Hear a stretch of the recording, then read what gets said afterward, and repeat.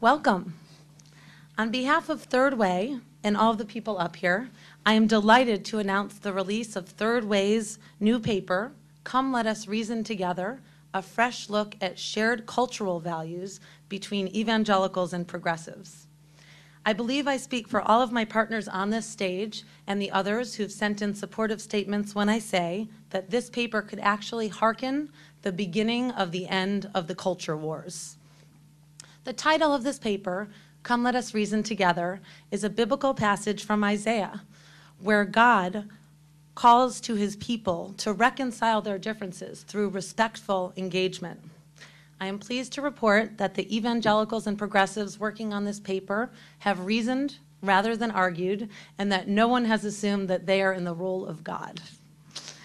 Third Way embarked on this paper with our evangelical partners, Dr. Randy Brinson, founder and chairman of Redeem the Vote, and Joe Battaglia, where are you, Joe, who's the president and founder of Renaissance Communications, almost a year ago, and soon thereafter, our religion consultant joined us, Robbie Jones.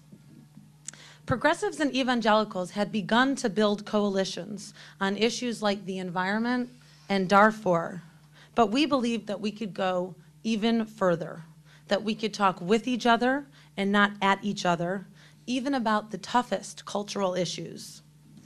But when we described our project's goals to people back in our respective community, there were many who told us that's impossible.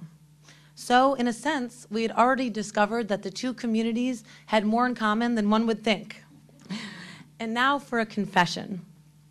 I myself was somewhat skeptical at the beginning of this project, but more than that, I was scared. Before coming to Third Way, I worked for 6 years in the abortion rights community, and I stand here today as committed to abortion rights as I ever was.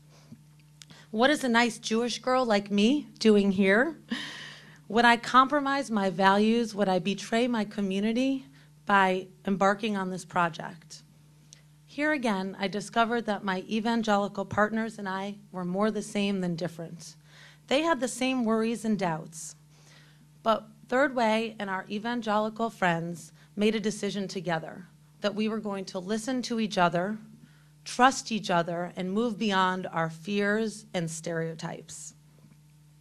We stand here today, all of us, and the more than 20 people and organizations who have sent in supportive statements, braced for inevitable attack from some within our community, but united in our pride in what we have accomplished. And these accomplishments are real. We have covered the most difficult terrain, and we have come out with incredible advances. Our paper is the first of its kind to identify shared values and foundations on the most divisive cultural issues of today: respecting the role of religion in the public square, reducing the need for abortion, affirming wholeheartedly the human dignity of gay and lesbian people, working for the responsible progress in the treatment of the human embryo. What's more, and you will hear this from many of the speakers today, we are committing as a group before you to go back to our respective communities and tell them to stop using the other side for political gain. Think of the civility that this could restore to our country and how it could properly focus us back on a path of progress. Imagine a Washington where we speak with each other and not at each other, where we discuss productively rather than shouting destructively, where we replace distrust with respect on the toughest, most divisive cultural issues of our day between two groups that have engaged in political warfare.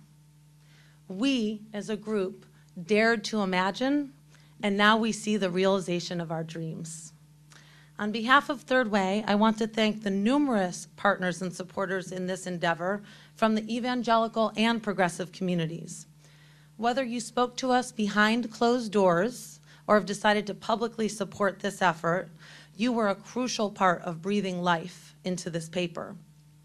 I also wanted to extend a special thanks to our co-hosts of this event, Katie, Faith in Public Life, whose dedication to working with religious leaders from across the ideological spectrum to expand the faith agenda have enabled us to reach so many evangelicals along the way.